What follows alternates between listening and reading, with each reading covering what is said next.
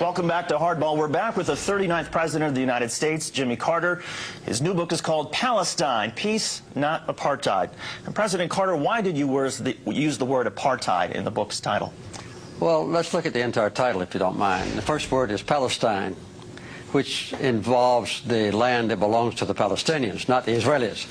I didn't refer to Israel because there's no semblance of anything relating to apartheid within the nation of Israel. And I also emphasized the word not, that is peace and not apartheid. That's what I hope to accomplish with this book, is some move toward that goal. But there's no doubt that within the occupied territories, Palestinian land, that there is a horrendous example of apartheid. The occupation of Palestinian land, the confiscation of that land that doesn't belong to Israel, the building of settlements on it, the colonization of that land, and then the connection of those isolated but multiple settlements, more than 200 of them, with each other by highways on which Palestinians can't travel, and quite often where Palestinians cannot even cross. So the persecution of the Palestinians now under the occupied territories, under the occupation forces, is one of the worst examples of human rights deprivation that I know. And I think even worse, though, than a place like Rwanda?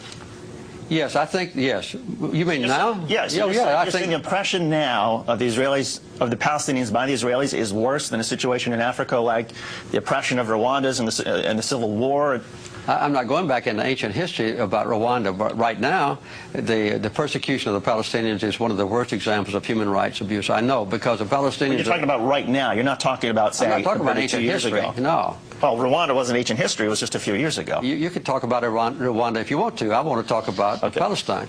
What is being done to the Palestinians now is horrendous in their own territory by the occupying powers, which is Israel. They've taken away all the basic human rights of the Palestinians, as was done in South Africa against the blacks. And I make it very plain in this book that the apartheid is not based on racism, as it was in South Africa, but it's based on the desire of a minority of Israelis to acquire land that belongs to the Palestinians and to retain that land, and then to exclude the Palestinians from their own property and subjugate them so that they can't arouse and demonstrate their disapproval of being robbed of their own property. That's what's happening in the West Bank. And the people in this country, in America, never know about this. They never discuss this. There's no debate about it. There's no criticism of Israel in this country. And in Israel, there is an intense debate about the issues in this book. In this country, no. I agree. I mean, I wish we had that sort of debate that they're having in Israel. I wish we had that in the United States. But give us a sort of sense, how much of the responsibility for the conflict, the Israeli-Palestinian conflict, do you think belongs to the Israelis for their tactics like seizing land and occupying territory that didn't belong to them? How much of it is the responsibility of the Palestinians for their suicide terror attacks and their bombings within Israel proper?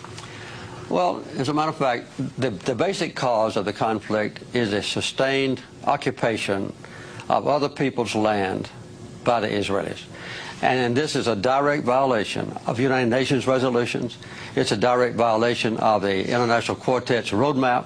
It's a direct violation of the commitments that leaders of Israel have made in the past at Camp David when I was president and in Oslo, promising that Israel would withdraw from occupied territories. They have failed to do so.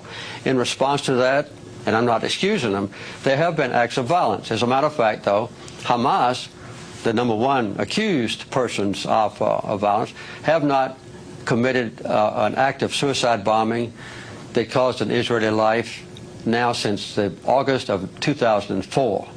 And I hope that they won't do that anymore. Other participants of the Palestinian society, smaller ones, have committed some atrocities. But the loss of life in the entire occupied territories has been horrendous and has been